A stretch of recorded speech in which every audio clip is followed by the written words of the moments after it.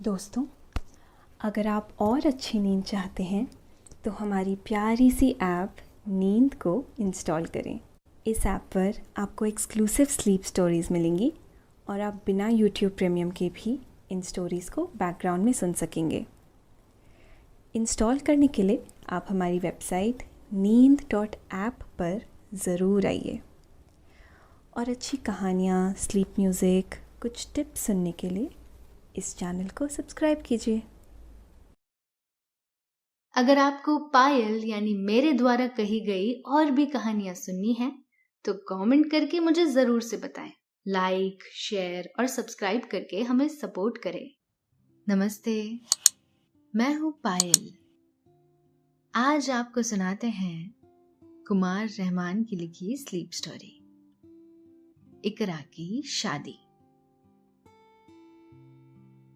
रसूल ने जब फोन पर बताया कि उसके मम्मी पापा कल सुबह रिश्ता लेकर जा रहे हैं तो यकबैक इकरा को यकीन ही नहीं हुआ। इकरा और रसूल एक मल्टीनेशनल कंपनी में काम करते थे।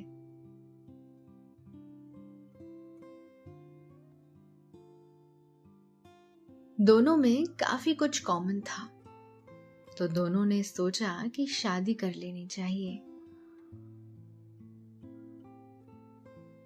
फिर क्या था, बिना वक्त गवाए रसूल ने अपनी मम्मी पापा को इकरा के घर रिश्ता लेकर जाने के लिए मना लिया। इकरा का घर एक कस्बे में है। कस्बा क्या कहिए, पूरा शहर है। हर मकान पक्के बने हुए हैं। लाइट तकरीबन 24 घंटे रहती है। पास के एक नदी गुजरती है और दूसरी तरफ एक छोटा सा रेलवे स्टेशन भी है। इन सारी शहरी तरक्की के बावजूद इस कस्बे की जो सबसे खास बात है वो ये है कि उन्होंने अपनी रवायतें नहीं छोड़ी है। हर परंपरा को गले से लगा कर रखा है। कुदरत का भी उतना ही ख्याल रखते हैं। कोई भी गांव का यूज्ड वाटर नदी में नहीं बहाता है। यही वजह है कि यहाँ पर नदी का पानी एकदम साफ रहता है। हर घर के आगे नीम, पाकड़ या पीपल का पेड़ है। गांव से सटे हुए लोगों के अपने अपने बाग हैं। उनमें आम, लीची और कटहल के पेड़ लगे हुए हैं। इस खूबसूरत कहानी में हम आपको सुनाएंगे कि रसूल के मम्मी पापा रिश्ता लेकर गए तो फिर आगे क्या हुआ। मगर कहानी सुनने से पहले थोड़ी सी तैयारी कर लेते हैं। तो चलिए, आप अपने आसपास की सारी लाइट्स ऑफ करके आराम से लेट जाइए। अपनी आंखें धीरे से बंद कर लीजिए। थोड़ा सा अपने शरीर को आराम दीजिए। थोड़ा और आराम। अपने शरीर को बिल्कुल ढीला छोड़ दीजिए। कोई टेंशन नहीं, कोई तनाव नहीं। अपने दिमाग में चल रहे सभी विचारों को, चिंताओं को त्याग दें। एक शांति सी महसूस करें।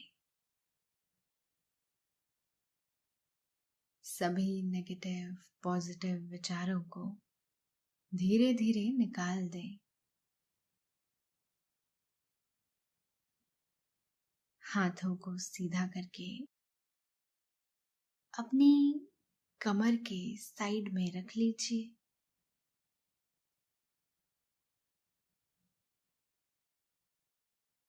अब अपनी सांसों पर ध्यान लगाएं। इसे धीमे या तेज नहीं करना है, बस ध्यान देना है कि कैसे वो आपके नाक, गले में होते हुए आपके अंदर प्रवेश कर रही है और कैसे वो आपके गले और नाक के माध्यम से वापस बाहर निकल रही है। आपका मन शांत, एकदम शांत होता जा रहा है। आप बहुत अच्छा महसूस कर रहे हैं, खुद को काफी हल्का फील कर रहे हैं। सब तरफ शांति ही शांति है, सुकून है, खामोशी है। ट्रेन से उतरकर रसूल के मम्मी पापा कस्बे की तरफ बढ़ते जा रहे थे। धीरे धीरे उनकी खुशी भी बढ़ती जा रही थी। साफ सुथरे कस्बे और वहां की रौनक देखकर उनका भी मन हुआ कि वहीं बस जाए।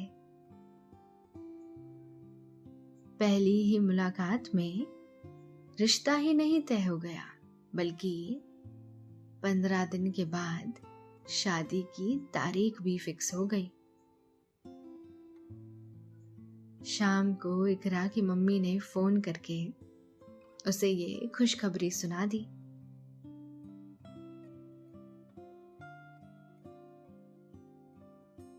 और साथ ही ताकीद भी कर दी कि उसे शादी के 10 दिन पहले से ही आ जाना होगा। बहुत सारी रस्में की जानी हैं। इकरा को शादी की रस्में बहुत पसंद थी, पर जरा छुट्टी की मुश्किल थी। बॉस ने छुट्टी का मेल देखा तो इकरा और रसूल को बुलाकर मुबारकबाद दी।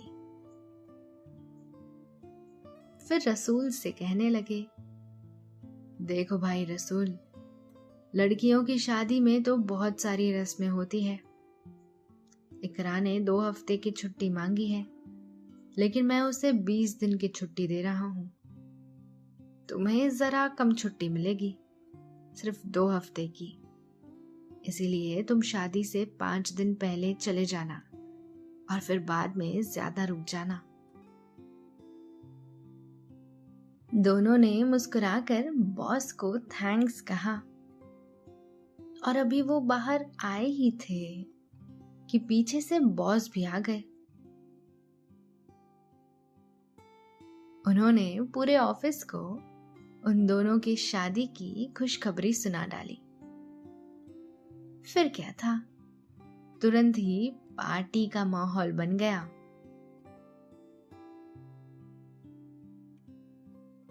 फिर तो खूब मौज मस्ती हुई। दोस्तों ने दोनों को खूब छेड़ा। एक कॉलीग ने इकरा से कहा, देखो इकरा, अब तुम दोनों की शादी होने वाली है, इसलिए तुम रसूल से जरा पर्दा किया करो। आज तो ठीक है, कल से घूंघट निकाल कर आना।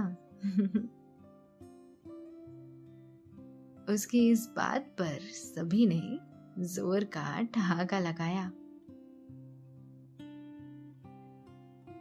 उस दिन हर किसी ने इकरा और रसूल से खूब छेड़छाड़ और मस्ती की। दोस्तों, अब से आप आपकी मनचाही दादी और नानी की कहानियों से प्यारी नींद की कहानियां सिर्फ और सिर्फ नींद ऐप पर ही सुन पाएंगे। तो इसी तरह हमारे साथ कहानियों के जरिए जुड़े रहने के लिए आपकी अपनी नींद ऐप इंस्टॉल करें। इकरा शादी के 10 दिन पहले ही घर के लिए रवाना हो गई। अब वो दुल्हन बनने वाली थी, इसीलिए उसके पापा खुद उससे लेने के लिए आए थे। घर पहुंचने के अगले ही दिन उसका मांझा डालने की तैयारी हो गई।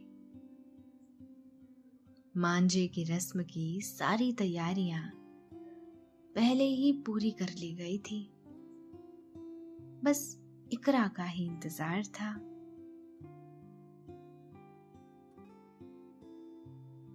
अगले दिन सुबह से ही इकरा की हवेली में हर तरफ रौनक ही रौनक थी। पूरी हवेली में हर तरफ बस सिर्फ औरतों का ही राज था। 7 केले के पत्तों पर सिल और बट्टा आंगन में एक तरफ सजा कर रखा हुआ है।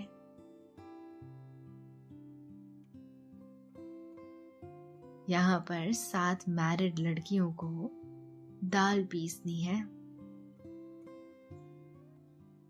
इन्हें 7 बीवियां कहकर बुलाते हैं। एक बड़े से बर्तन में उड़द और चने की दाल भिगोकर पहले ही रख दी गई है। जब 7 बीवियां सिलबट्टे पर दाल को पीस डालेंगी तो उसकी बरी डाली जाएगी।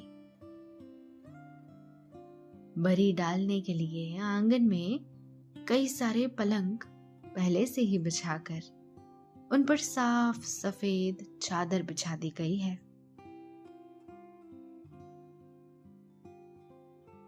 अपने शौहरों यानी पतियों को काम पर भेजने के बाद इकरा की सगी भाभियों के अलावा रिश्ते की भाभियां धीरे धीरे आना शुरू होती है।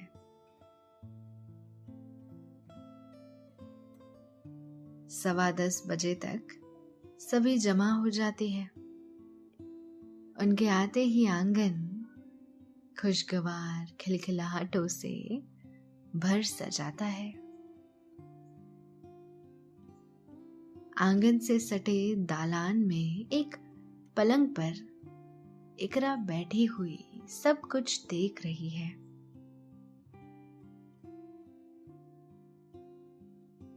उसके होठों पर हल्की सी मुस्कुराहट है।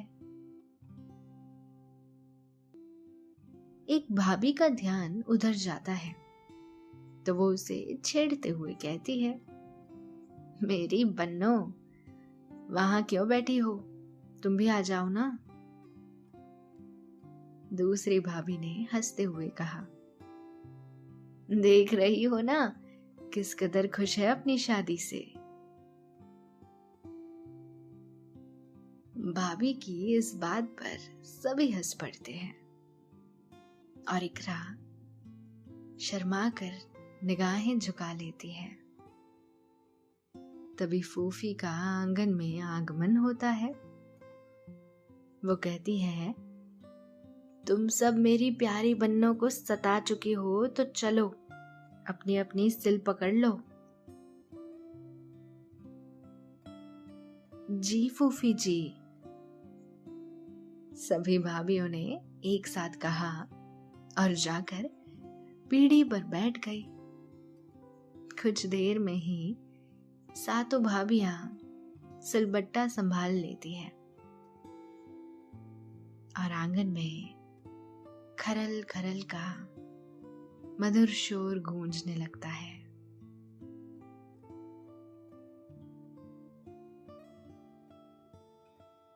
खरल खरल की सिलबट्टे की इस आवाज में भाभियों की कलाइयों में पहनी हुई खूबसूरत चूड़ियां भी खुशी से अपनी छन छन की आवाज शामिल कर देती है।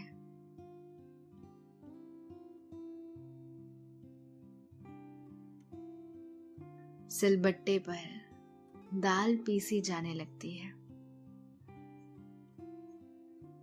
भाभीयों के हाथ तेजी से चल रहे हैं। वो सभी दाल पीस पीस कर एक बर्तन में रखती जा रही है।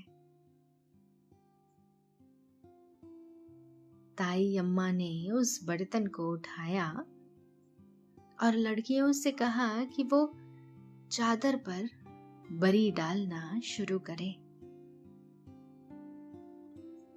कुछ जगहों पर इसे बड़ी भी कहते हैं। लड़कियों ने जल्दी जल्दी चादर पर बरी डालना शुरू कर दिया। जब तक वो बरी डाल चुकी तब तक कुछ और दाल पीस कर तैयार हो गई। इस तरह से आधे घंटे में ही काफी सारी बरी डाली जा चुकी थी। और फिर वो हुआ जिसका इंतजार सभी को बेसब्री से था। लेकिन बस इसकी प्रतीक्षा थी कि शुरुआत कौन करे। ये शुरुआत फूफी ने ही कर डाली। जब दाल का आखिरी धान पिसकर तैयार हुआ तो फूफी ने ढेर सारी पीसी हुई दाल हाथ में उठाई और ताई अम्मा के पूरे मुंह पर उसे भरपूर लगा डाला। ताई अम्मा भी कहाँ मानने वाली थी। उन्होंने भी कुछ दाल उठाई और फूफी के पीछे लग गई। फूफी पूरे आंगन में दौड़ती फिरी, लेकिन ताई अम्मा ने उन्हें पकड़ ही लिया। इसके बाद तो भाभीयों ने नंदों को और ननंदों ने भाभीयों के चेहरे पीसी दाल से भर डाले। जब दाल कम पड़ गई तो आंगन में डाली गई बरी बराफट टूटी।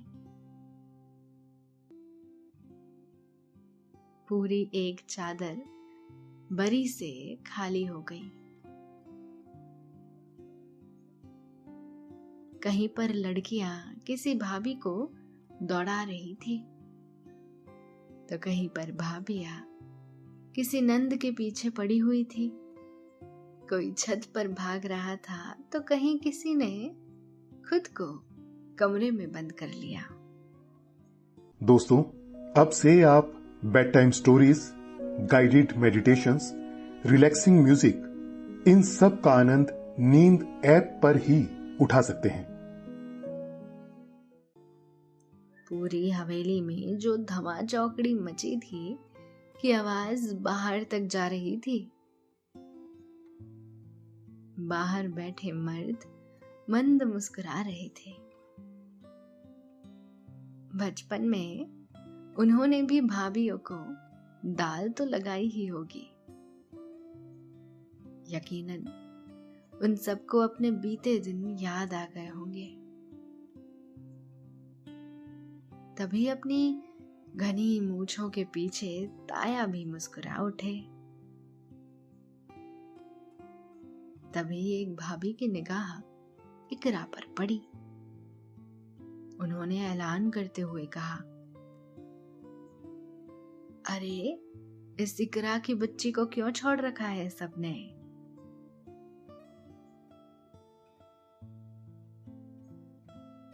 उनका ये ऐलान इकरा को भारी पड़ा। भाभीयों ने उसे इस कदर रंगा कि चेहरा ही नहीं, सर और कपड़ों तक में दाल लग गई।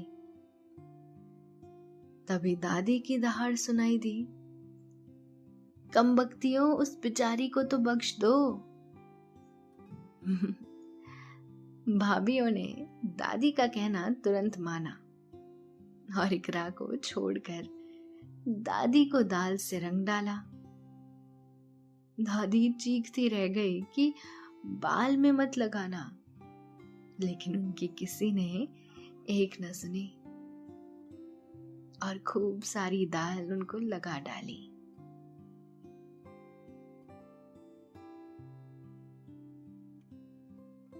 दाल लगाई का ये पीरियड काफी लंबा चला। अब हर कोई पानी से चेहरा साफ कर रहा था। बाल में लगी दाल को जल्दी छुड़ाने की कोशिश में लगा हुआ था।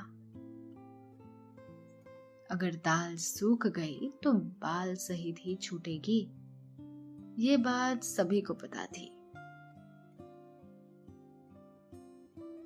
इस रस्म के बाद दाल पीसने वाली भाभियों के हाथों में मेहंदी लगाई गई और हर भाभी को इकरा की मम्मी ने एक सूट का कपड़ा और 5001 रुपए दिए।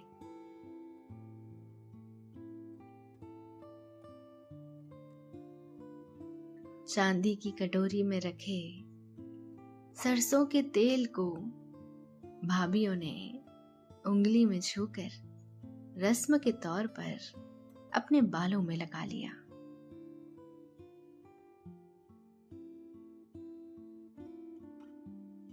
शाम होने पर इकरा का मांझा डाले जाने की रस्म शुरू हुई। इकरा को आंगन में एक चौकी पर लाकर बिठा दिया गया। चारों तरफ लड़कियां, भाभियां और बड़ी बूढ़ी औरतें खड़ी हैं। एक तरफ नावन अम्मा भी इकरा के बगल में पीढ़ी पर बैठी हुई है। एक सूप में आटे के बने एक दिए में देसी घी डालकर जलाया गया। उसमें गुड़ और चावल भी रखे हैं। दादी ने पुकारते हुए कहा, अल्लाह मियाँ की ओढ़नी कहाँ रखी है? इकरा की मम्मी जल्दी से अंदर गई और लाल रंग की बीते भर की छोटी सी ओढ़नी ले आई।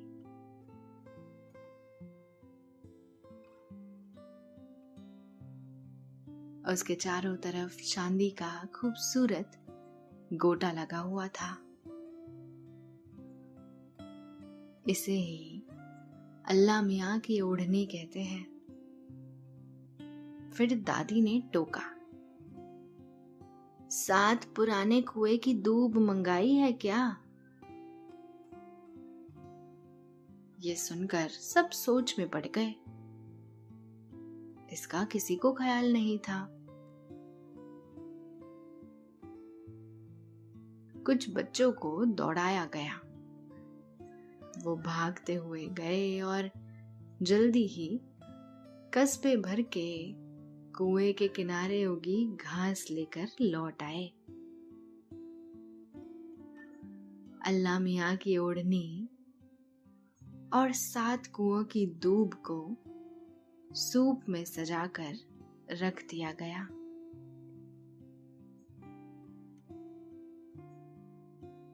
एक लाल रंग के खूबसूरत दुपट्टे को 4 लड़कियां इकरा के सर पर तान कर खड़ी हो गई। इसके बाद नावन ने गोद भराई की रस्म को शुरू किया। इकरा के हाथों में थोड़ा सा चावल और गुड़ रखा गया।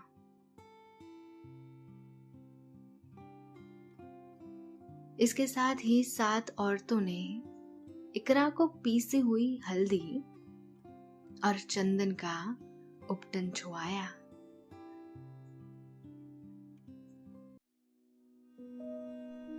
दोस्तों, अब से आप bedtime stories, guided meditations, relaxing music, इन सब का आनंद नींद ऐप पर ही उठा सकते हैं।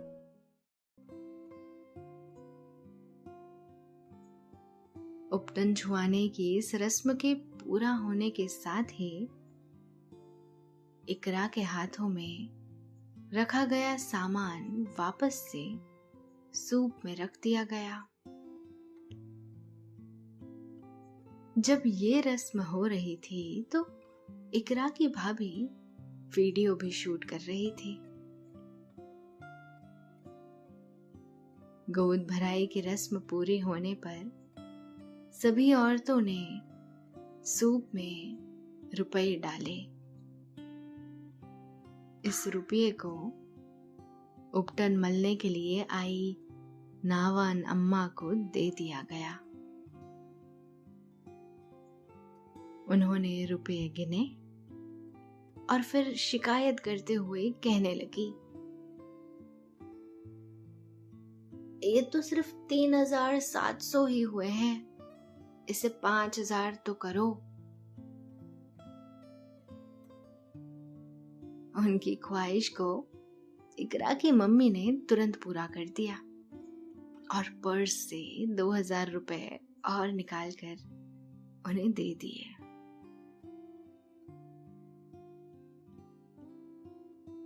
एक भाभी ड्राई फ्रूट वाले गुड़ लेकर आई।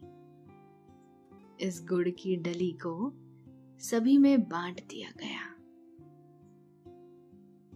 बाहर बैठे मर्दों को भी दिया गया।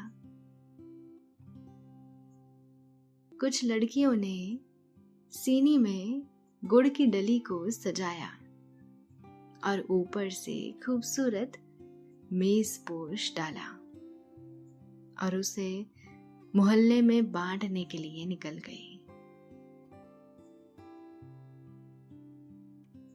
इकरा को वहां से ले जाकर उसके कमरे में बिठा दिया गया। अब उसका मांझा शुरू हो चुका है। अब वो हवेली से बाहर कहीं घूमने फिरने नहीं निकल सकेगी। अब इकरा दुल्हन के रूप में जब विदा होगी तभी घर से बाहर निकलेगी।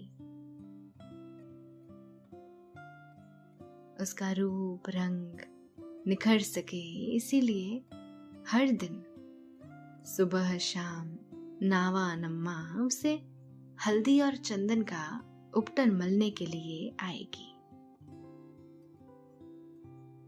इसके साथ ही मोहल्ले भर की औरतें उसके लिए तमाम तरह के नाश्ते हर दिन शाम को सजा कर लाएगी। वो नाश्ता इतना ज्यादा होता है कि एक साथ 10-15 औरतें करती हैं।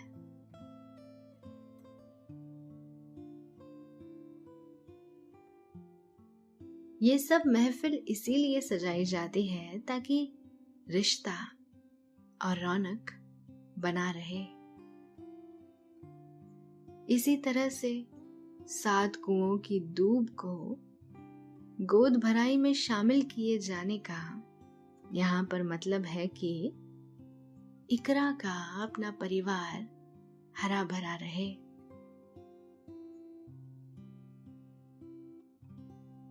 गुड़ इसलिए ताकि मियाँ बीवी में गुड़ सी मिठास बनी रहे, और चावल गोद में इसलिए भरा जाता है ताकि घर अनाज से भरा रहे। अल्लाह मियाँ की ओढ़नी को ईश्वर के आशीर्वाद के तौर पर सूप में रखा जाता है। तो दोस्तों, अभी आपने मुस्लिम समाज की शादी की कुछ रस्मों के बारे में ये प्यारी सी स्लीप स्टोरी सुनी।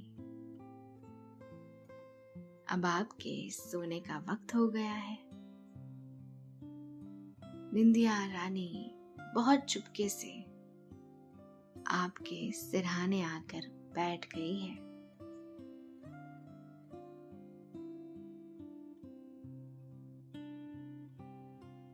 वो हौले हौले आपकी पलकों को सहला रही है। आपकी पलकें बोझिल होती जा रही है और नींद आपकी आंखों में मध्यम मध्यम बढ़ती जा रही है। आप नींद की आगोश में समाते जा रहे हैं, समाते चले जा रहे हैं। शुभ रात्रि, शब बखैर, गुड नाइट।